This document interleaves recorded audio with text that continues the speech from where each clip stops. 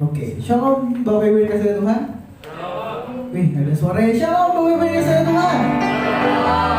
Ada yang merasa sukacita pada hari Bapak Ibu? Saya undang, kalau ada yang merasa sukacita, saya undang untuk kita makin berdiri sama-sama yuk. Kita mau katakan Allah sanggup. Kita mau kasih yang terbaik buat Tuhan pada hari ini. Dengan sukacita kita, dengan bahagia kita pada hari ini, kita mau sambut pagi hari Minggu kita untuk kita kasih ke Tuhan. Kita katakan Allah sanggup. Mari kita Bapak Ibu, teman-teman lagi hadapan Tuhan.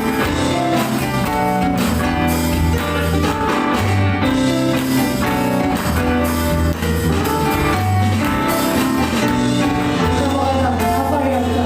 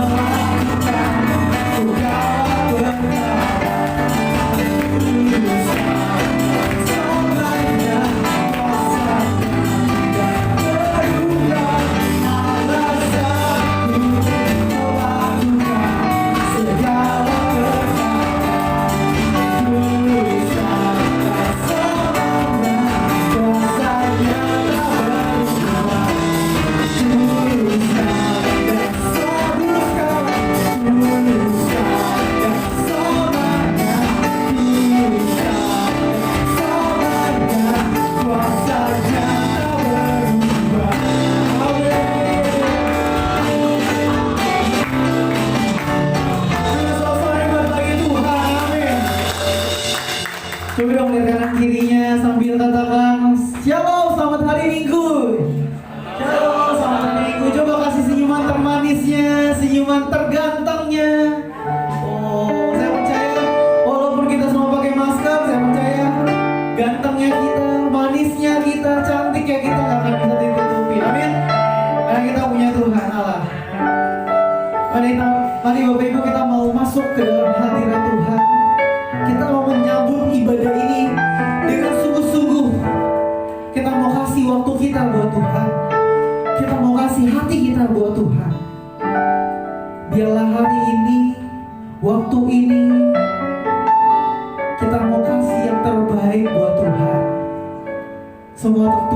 firman Tuhan. Ya Yesus. Firman Tuhan ya, Tuhan mengatakan 2 sampai 3 orang berkumpul atas nama Tuhan, Tuhan Yesus hadir. Dan saya percaya di sini lebih daripada hal itu, Tuhan. Saya percaya semua hari ini lebih daripada 2 sampai 3 orang. Dan Tuhan hadir di tempat ini, Bapak Ibu. Tuhan bertata di setiap puji-pujian kita, Bapak Ibu. Biarkan kita mau kasih yang terbaik buat Tuhan. Ketika Roh Kudusnya Tuhan hadir di tempat ini, kita mau meresponi hadirat Tuhan. Kita mau meresponi. Biar nanti setelah kita pulang, kita keluar dari tempat ini, kita bisa membawa suatu hal yang baru yang daripada Tuhan. Kita bisa bawa kemenangan demi kemenangan. Kita adalah lebih dari pemenang. Kita bisa dilepaskan dari setiap belenggu dosa kita. Saat kita mulai menyembah Tuhan, saat kita mulai memuji nama Tuhan, dan saat kita mulai dekat sama Tuhan. Ya Tuhan, kami mau bawa korban syukur kami, Tuhan. Kami mau bawa korban syukur kami, Tuhan, kehadirat-Mu, Tuhan.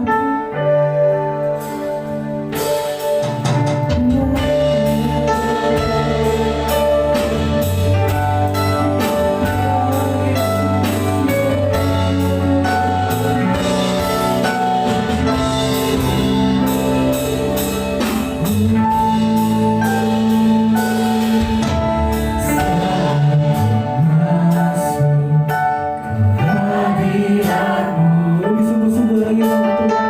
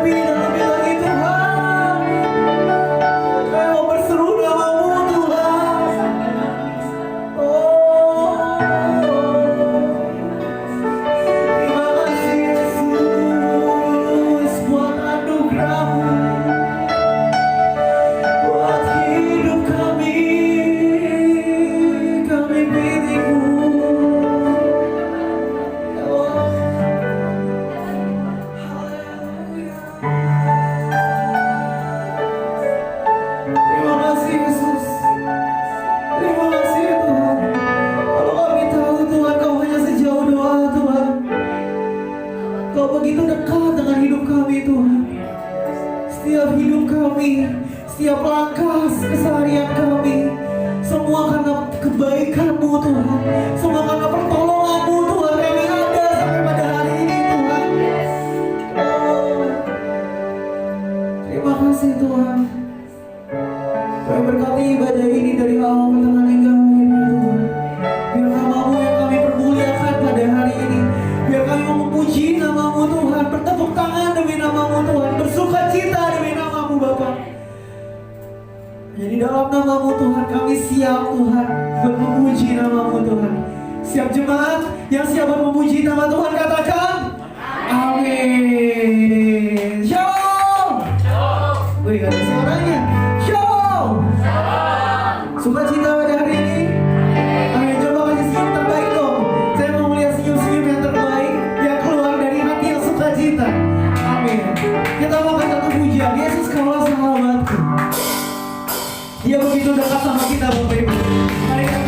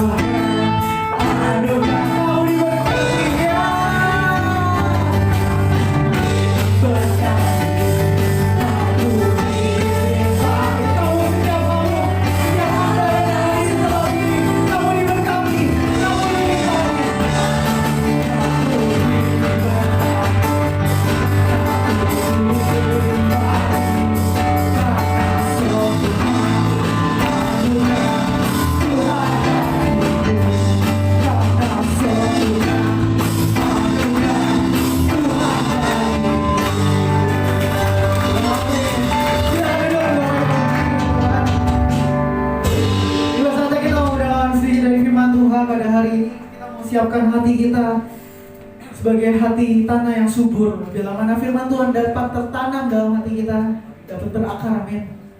Dapat berakar, dapat bertumbuh, dan dapat berbuah. Dan biarkan orang-orang di sekitar kita merasakan buah kita.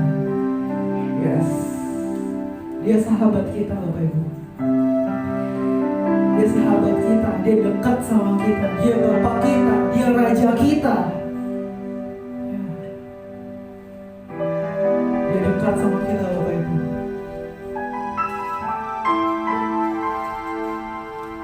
Karena dia Bapak yang kekal.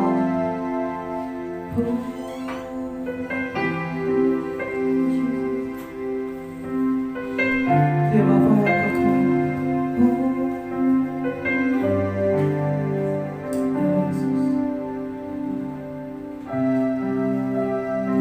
Bapak Ibu, mungkin hari-hari ini, hari-hari ke depan merupakan hari-hari yang sukar.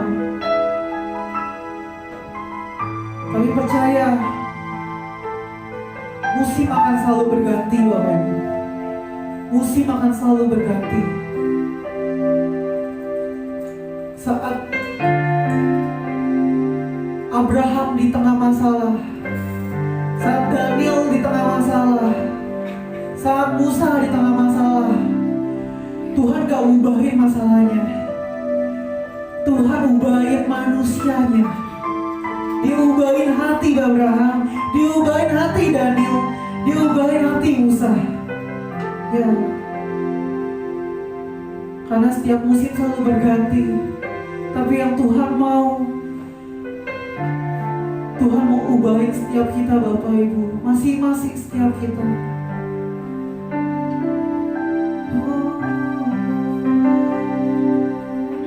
Hari ini mari kita mau kasih hati kita buat Tuhan, buat Bapa yang kekal.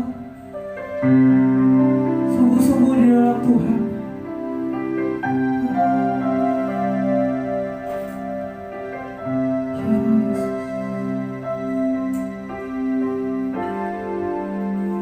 Kita mau katakan kasih yang sempurna.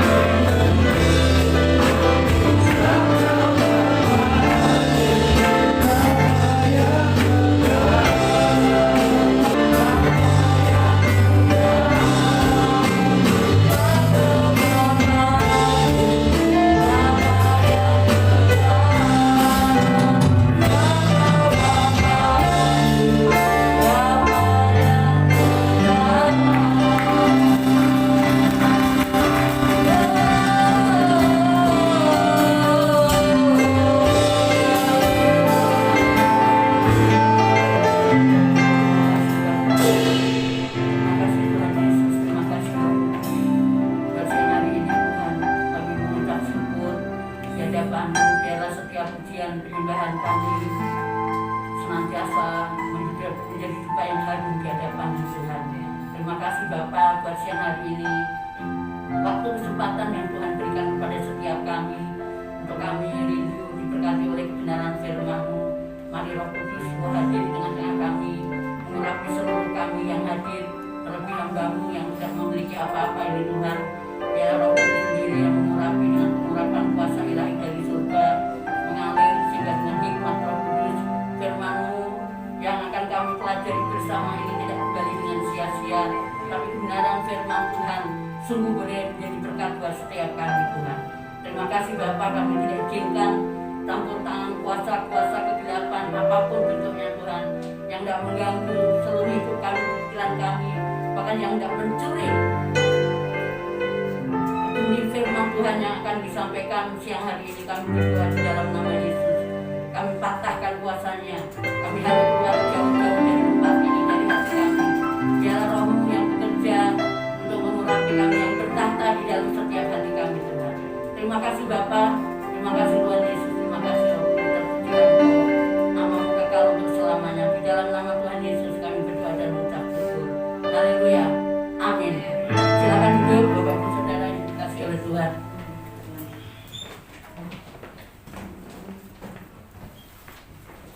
Shalom. Ya, puji nama Tuhan. Kalau siang hari ini kita masih diberi kesempatan oleh Tuhan untuk bisa bersama-sama bersekutu untuk memuji, menyembah dan mengagungkan nama Tuhan. Terlebih kita diberkati oleh kebenaran firman Tuhan. Kita akan buka firman Tuhan di dalam surat Rasul Paulus yang ada di jemaat di Filipi.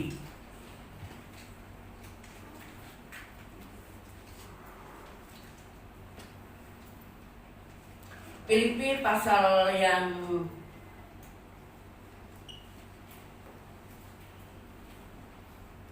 pertama ayat 27 sampai ayat 30.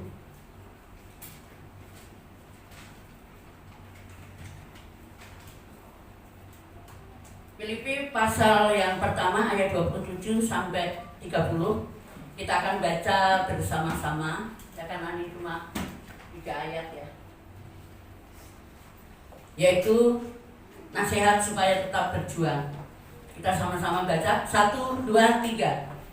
Hanya hendaklah hidupmu berpadanan dengan Injil Kristus, supaya apabila aku datang aku melihat, dan apabila aku tidak datang aku mendengar, bahwa kamu teguh berdiri dalam satu roh dan sehati sejiwa berjuang untuk iman yang timbul dari berita Injil, dengan tiada digentarkan sedikit pun oleh lawanmu. Bagi mereka semua itu adalah tanda kebinasaan, tetapi bagi kamu tanda keselamatan, dan itu datangnya dari Allah. Sebab kepada kamu dikaruniakan bukan saja untuk percaya kepada Kristus, melainkan juga untuk menderita untuk Dia, dalam pergumulan yang sama seperti yang dahulu kamu lihat padaku, dan yang sekarang kamu dengar tentang aku. Amin. Sejauh ini yang sudah kita baca, ini firman Tuhan yang ditulis oleh Rasul Paulus, ditujukan kepada jemaat yang ada di Filipi. Nah, pada waktu penulisan Rasul Paulus menulis surat ini kepada jemaat di Filipi ini, Rasul Paulus bukan hidup di dalam tempat bebas atau di dalam alam bebas ya. Rasul Paulus menulis surat ini ada ditulis di dalam penjara ya. Rasul Paulus di penjara bukan dia karena berbuat jahat, bukan dia karena melakukan sesuatu yang tidak baik, tidak benar, tetapi Rasul Paulus di penjara oleh karena Injil ya.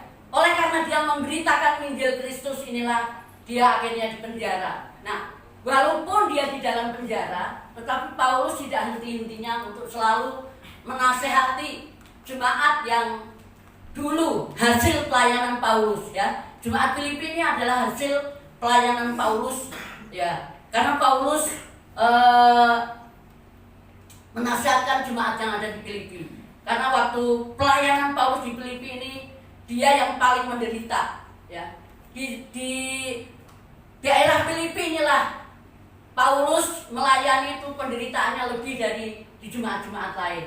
Tidak seperti di Korintus, tidak seperti di Efesus, tidak seperti di Kolose. Tetapi pada waktu Paulus memberitakan Injil di daerah Filipi inilah yang paling menderita dia, ya, karena banyak tantangan, banyak rintangan yang harus dihadapi. Oleh sebab itu Paulus menasihatkan jemaat yang ada di Filipi ini untuk selalu hidup berpadanan dengan Injil, ya. Di dalam Injil, di dalam firman Tuhan, di seluruh Injil ini Allah mengajarkan tentang kita mengenai kasih, ya. Berpadanan dengan Injil, ya. Rasul Paulus rindu supaya jemaat yang ada di Filipi ini, walaupun jemaat ini menghadapi segala persoalan, segala masalah, segala kegentaran, segala rintangan, tetapi Paulus tetap menasehati jemaat yang ada di Filipi ini untuk hidup berpadanan dengan Injil. Nah, di dalam Injil Tuhan mengajarkan kepada kita yaitu tentang kasih. Kasih itu meliputi ada dua hal, ya, yaitu mengenai pengampunan. Yang kedua mengenai pengorbanan. Betul nggak Bapak Ibu Saudara? Oleh karena Allah mengasihi kita sehingga Dia mengaruniakan anaknya yang tunggal supaya setiap orang yang percaya kepadanya tidak binasa tetapi memperoleh hidup yang kekal, ya. Di dalam surat 1 Korintus 3 ayat yang pertama kita baca, ya, ada firman Tuhan.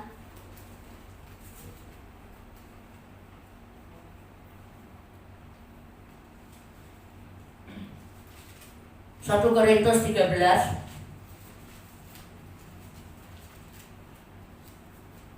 ayat yang pertama dan juga yang kedua, ya. Ini mengenai tentang kasih, ya. Sekalipun aku dapat berkata-kata dengan semua bahasa manusia dan bahasa malaikat, tetapi jika aku tidak mempunyai kasih, aku sama dengan gong yang berkumandang dan canang yang gemerincing. Sekalipun aku mempunyai karunia untuk bernubuat, aku mengetahui segala rahasia dan memiliki seluruh pengetahuan, dan sekalipun aku memiliki iman yang sempurna untuk memindahkan gunung, tetapi jika aku tidak mempunyai kasih, aku sama sekali tidak berguna. Dan sekalipun aku membagi-bagikan segala sesuatu yang ada padaku, bahkan menyerahkan tubuhku untuk dibakar, tetapi jika aku tidak mempunyai kasih, sedikit pun tidak ada faedahnya bagiku. Nah, sudah jelas, ya, Bapak Ibu Saudara. Walaupun, ya, kita bisa berkorban, kita bisa melakukan semuanya, tetapi kalau di dalam diri kita nggak ada kasih Tuhan, semua itu adalah sia-sia. Itu firman Tuhan yang mengatakan. Oleh sebab itu, Rasul Paulus selalu memberikan suatu peringatan kepada jemaat. Dan firman Tuhan pagi ini juga kembali mengingatkan kepada setiap kita, yaitu hidup berpadanan dengan Injil atau dengan kasih itu, ya. Nah, di dalam kita hidup berpadanan dengan Injil itu, kasih itu saya tadi sebutkan ada dua, ya. Yang satu adalah berbicara tentang pengampunan. Yang kedua berbicara tentang pengorbanan. Firman Tuhan di dalam Matius 18 ayat 21 dan 22. Yuk kita baca, kita lihat.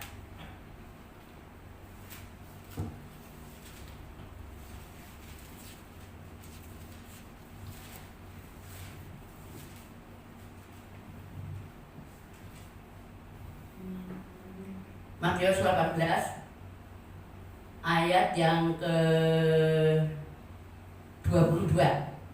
Kemudian datanglah Petrus dan berkata kepada Yesus, "Tuhan, sampai berapa kali aku harus mengampuni saudaraku jika ia berbuat dosa terhadap aku? Sampai 7 kali?" Yesus berkata kepadanya, bukan, aku berkata kepadamu, bukan sampai 7 kali, melainkan sampai 70 kali 7 kali. Artinya, ya, ini murid-murid nanya dengan Tuhan, berapa kali sih aku harus mengampuni orang yang bersalah kepadaku, bersalah kepada kami? 7 kali atau berapa kali? Tetapi firman Tuhan mengatakan bukan, yaitu 70 kali 7 kali. Artinya pengampunan itu harus kontinu terus menerus, ya. Bukan hanya sekali, bukan 2 kali, bukan 3 kali. Walaupun mungkin orang-orang yang ada di sekeliling kami, orang-orang yang menyakiti hati kami itu mungkin sudah sering berkali-kali menyakiti. Tetapi firman Tuhan mengajarkan kepada kita, ya, kalau kasih Yesus ada di dalam diri kita, dengan pertolongan Roh Kudus kita akan dimampukan oleh Tuhan untuk melepaskan pengampunan, ya. Tidak hanya sekali 2 kali, tetapi 70 kali 7 kali, yaitu tidak terhitung, ya. Berkali-kali pengampunan. Karena apa? Karena ada firman Tuhan mengatakan di dalam doa Bapa kami, ya, ampunilah kami ampunilah segala dosa dan kesalahan kami, seperti kami mengampuni orang yang bersalah kepada kami. Dan ada firman Tuhan yang lain, kalau kamu tidak mengampuni saudaramu, Tuhan juga tidak akan mengampuni, ya. Jadi hidup berpadangan dengan Injil itu adalah hidup di dalam kasih, dan kasih itu meliputi ada 2, yaitu pengampunan, ya. Jangan kita menyimpan dendam kepada orang yang menyakiti kita. Ya, saya percaya anak-anak Tuhan, jemaat Tuhan yang ada di Agape tidak mempunyai hati yang dendam kepada siapapun yang menyakiti hati kita. Amin. Bapak Ibu Saudara, mau melepaskan pengampunan? Amin. Ya, karena itu yang diajarkan oleh Tuhan. Ya. Itu yang diajarkan oleh Tuhan untuk kita memberikan satu pengampunan. Karena kasih Kristus ada di dalam diri kita, ya. Itu yang diharapkan oleh Rasul Paulus kepada jemaat di Filipi, dan itu yang Tuhan harapkan kepada jemaat yang ada di Agape di tempat ini, untuk memberikan pengampunan kepada orang-orang yang menyakiti hati kita, ya. Yang kedua, kasih juga menyangkut pengorbanan.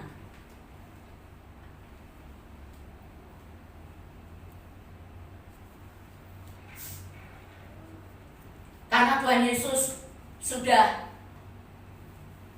berkorban untuk kita, ya. Dia rela menderita, mati di atas kayu salib, ya.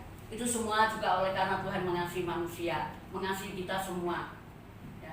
Sehingga dia rela berkorban untuk keselamatan jiwa kita. Nah, kalau Tuhan sudah mengajarkan tentang kasih, sudah memberikan satu teladan buat kita, untuk kita harus melakukan, harus mencontoh kehidupan Tuhan Yesus, yaitu dia sudah berkorban karena dia mengasihi manusia. Nah, begitu pula dengan kita, ya. Dengan kekuatan Tuhan, dengan pertolongan Roh Kudus, kita juga dimampukan oleh Tuhan untuk mau berkorban, ya. Berkorban apa? Berkorban waktu, berkorban untuk pergi beribadah, untuk berdoa, ya. Setiap hari Rabu di sini ada rumah doa, ya. Bapak Ibu Saudara boleh hadir di rumah doa di tempat ini bersama-sama dengan kita, berdoa bersama-sama. Nah, waktu itu yang kita berikan kepada Tuhan, ya. Karena apa? Karena Tuhan sudah berkorban untuk kita, ya. Di dalam surat Filipi tadi dikatakan, ya, supaya jemaat tidak digentarkan oleh apapun, ya.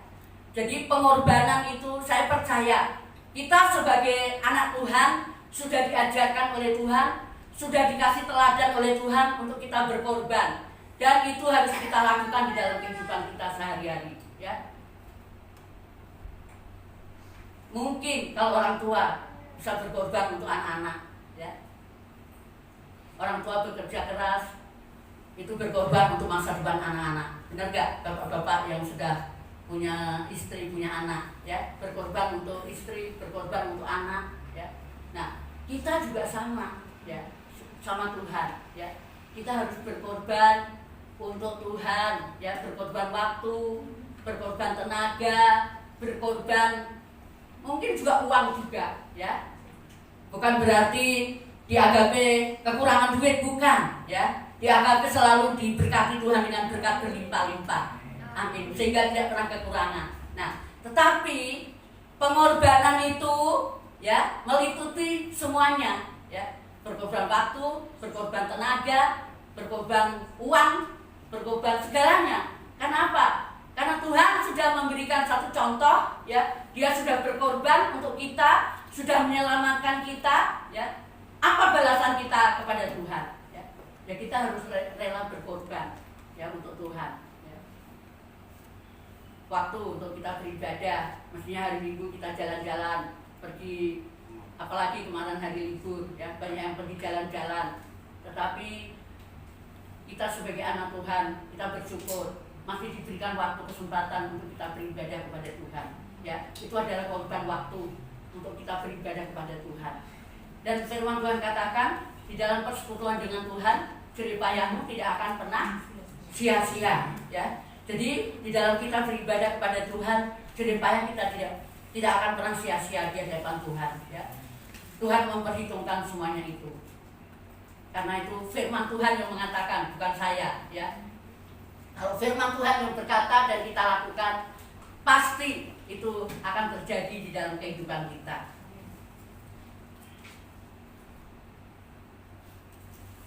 Yang kedua, di dalam firman Tuhan, yaitu di dalam Roma 8 ayat 18, kita akan melihat.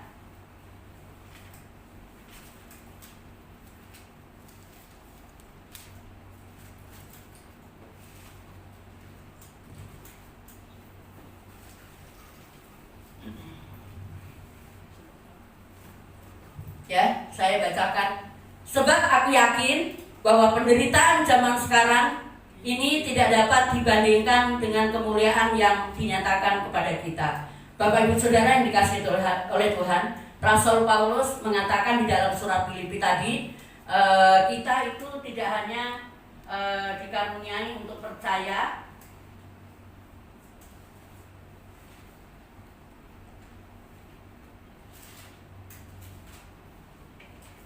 yang kita sudah baca tadi, ya, di dalam ayat yang ke-29. Sebab kepada kamu dikaruniakan bukan saja untuk percaya kepada Kristus, melainkan juga untuk menderita untuk Dia, dalam pergumulan yang sama seperti yang dahulu kamu lihat padaku dan yang sekarang kamu dengar tentang aku. Nah, Rasul Paulus mengatakan kita itu dikaruniakan bukan saja untuk percaya, ya, untuk memiliki kasih Tuhan, tetapi di dalam firman Tuhan ini dikatakan melainkan juga untuk menderita untuk Dia, ya. Di sini menderita bukan berarti kalau kita melakukan kejahatan atau mencuri atau melakukan hal yang tidak baik dan kita ketangkap, nah kita terus di penjara, itu menderita, itu dibikin sendiri, ya.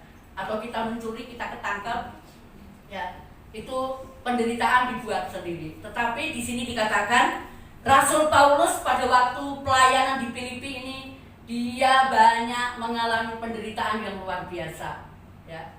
Oleh sebab itu dia menasihatkan kepada jemaatnya yang ada di Filipi, karena di dalam firman Tuhan yang pertama tadi dikatakan, supaya apabila aku datang aku melihat, dan apabila aku tidak datang aku mendengar, ya. Paulus itu mau jemaat di Filipi itu, kalau walaupun dia tidak hadir di dalam jemaat di Filipi, dia mendengar bahwa jemaat di Filipi itu hidupnya berpadanan dengan Injil, dan hidupnya walaupun menderita, tetapi jemaat di Filipi itu tetap setia kepada Tuhan, tetap melakukan apa yang difirmankan oleh Tuhan. Mereka tetap berdiri teguh di dalam roh, ya, tidak digentarkan oleh apapun, oleh imannya, percayanya kepada Tuhan.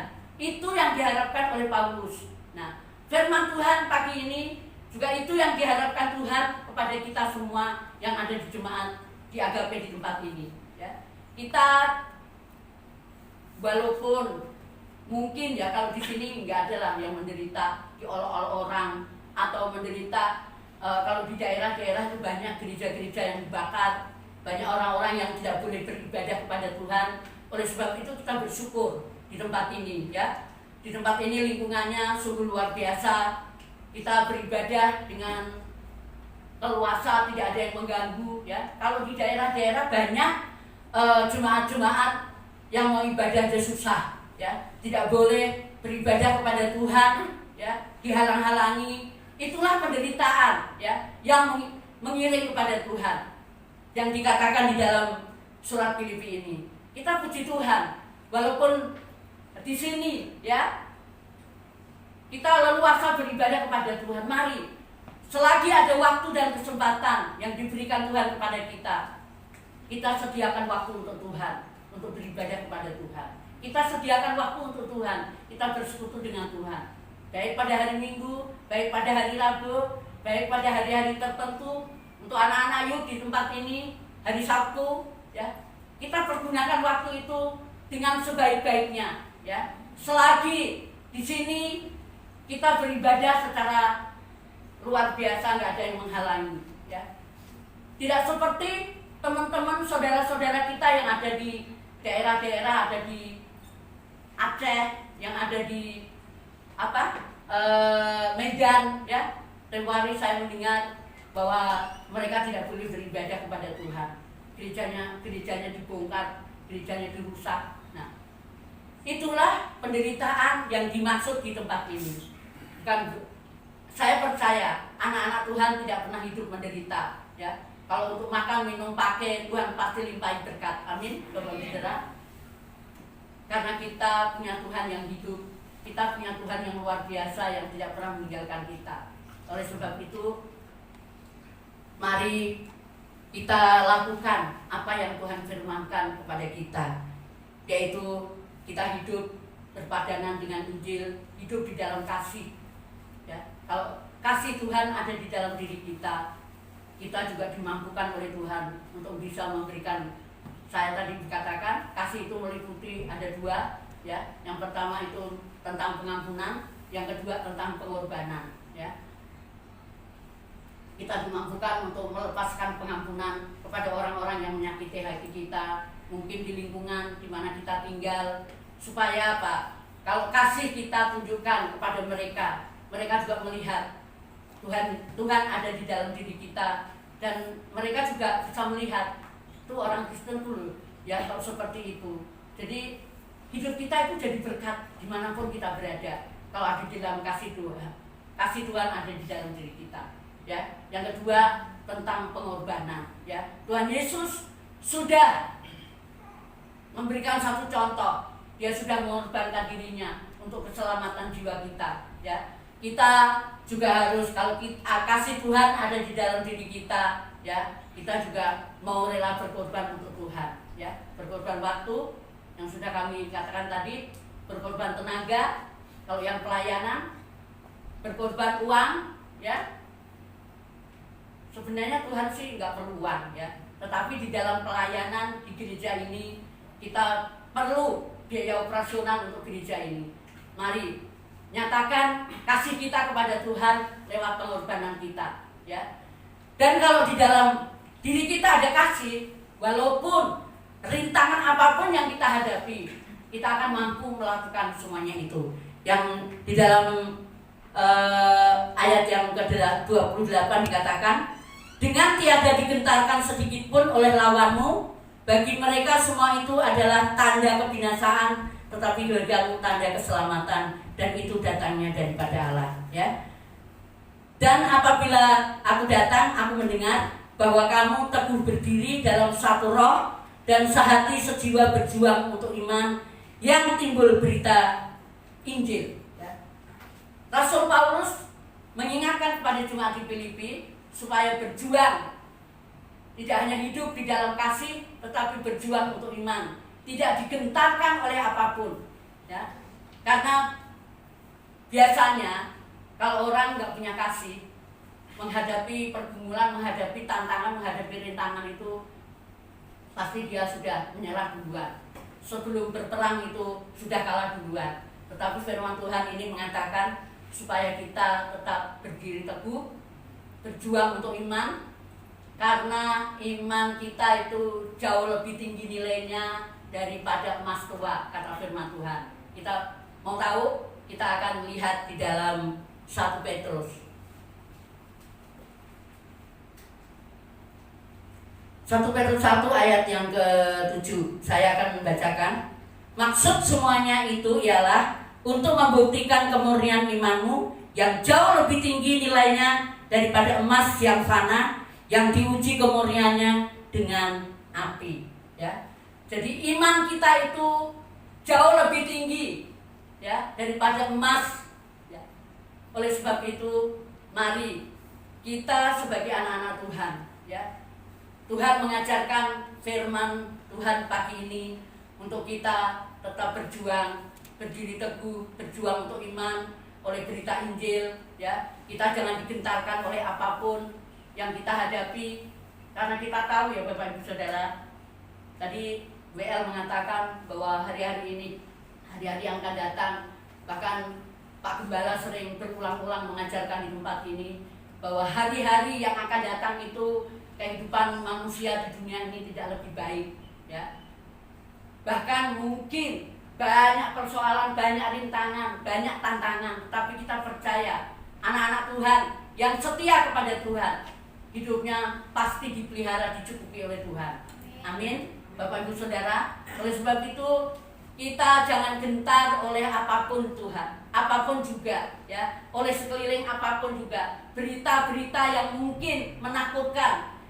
Kita nggak boleh gentar, tetapi kita percaya bahwa Tuhan yang kita sembah, Tuhan yang hidup, Tuhan yang Allah yang kita sembah di dalam nama Yesus, Allah yang sanggup untuk memelihara hidup kita, Allah yang sanggup untuk menyertai kita. Oleh sebab itu kita tidak perlu takut, tidak perlu gentar untuk menghadapi apapun, ya. Oleh karena itu firman Tuhan pagi ini menjadikan firman ini di dalam hidup kita menjadi terang bagi jalan kita, menjadi pelita bagi hidup kita. Dan firman Tuhan inilah yang senantiasa menguatkan iman kita, ya. Kalau kita punya hidup berpadanan dengan Injil, hidup di dalam kasih Tuhan ada di dalam diri kita, ya. Kita diberi kemampuan untuk melepaskan pengampunan. Kita diberi kemampuan untuk mau berkorban, ya. Bukan untuk berkorban untuk diri sendiri, tetapi berkorban untuk orang lain, ya. Berkorban, kita mau rela untuk melakukan apa saja untuk Tuhan, ya. Kalau sebagai kepala rumah tangga juga rela berkorban untuk keluarga, untuk istri, untuk anak-anak, ya. Pengorbanan seorang ayah, seorang ibu itu luar biasa, ya. Oleh sebab itu kita sebagai anak-anak Tuhan, Tuhan sudah berkorban untuk kita, ya. Sudah menyerahkan hidupnya, sudah rela mati menderita di atas kayu salib untuk keselamatan jiwa kita. Balasan apakah yang akan kita berikan kepada Tuhan, ya?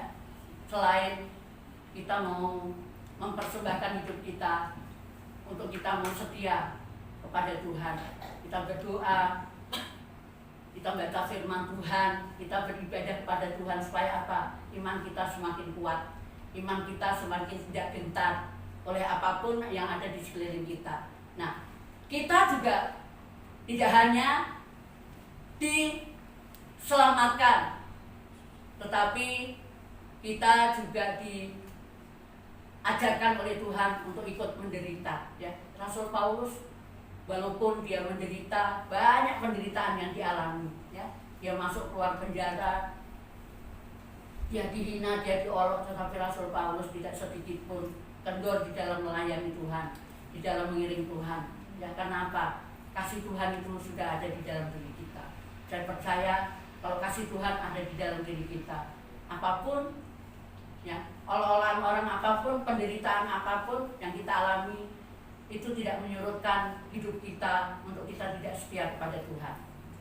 Firman Tuhan pagi ini sudah mengingatkan kepada kita supaya kita hidup berpadanan dengan Injil Kristus, yaitu hidup di dalam kasih Tuhan. Ya, kalau kasih Tuhan ada di dalam diri kita, kita juga dimampukan oleh Tuhan untuk memberikan pengampunan, untuk memberikan pengorbanan buat Tuhan, buat keluarga, buat sesama. Ya, kalau ada di kasih kita kepada Tuhan. Ya. Yang kedua, kita jangan digentarkan oleh apapun. Ya, iman kita terus tetap berdiri teguh, karena iman kita itulah dikatakan di dalam 1 Petrus tadi bahwa iman itu adalah nilainya lebih tinggi, jauh lebih tinggi daripada emas tua. Ya. Iman yang kita miliki di hadapan Tuhan itu nilainya jauh lebih tinggi daripada emas tua yang diuji oleh kemurniannya. Nah, iman kita kadang-kadang diuji oleh Tuhan.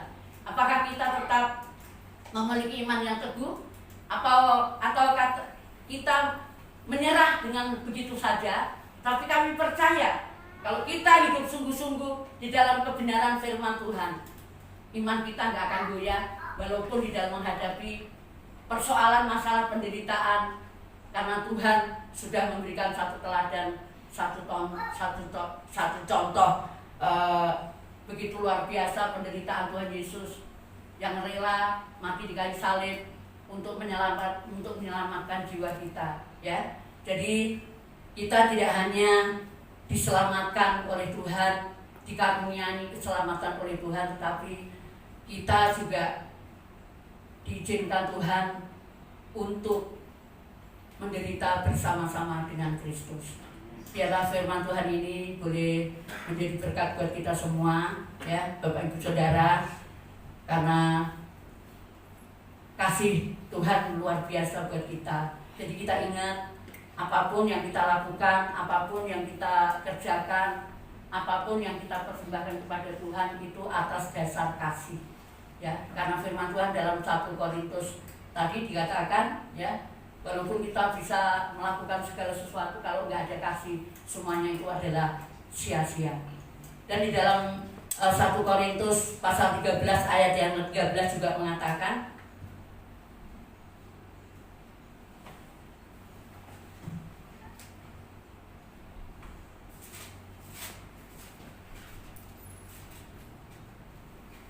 saya bacakan, demikianlah tinggal ketiga hal ini, yaitu iman, pengharapan, dan kasih. Yang paling besar di antaranya ialah kasih. Jadi biarlah kasih Tuhan itu melekat di dalam kehidupan kita. Firman Tuhan ini kami tidak panjang lebarkan, dan kami percaya firman ini boleh menjadi berkat buat kita semua.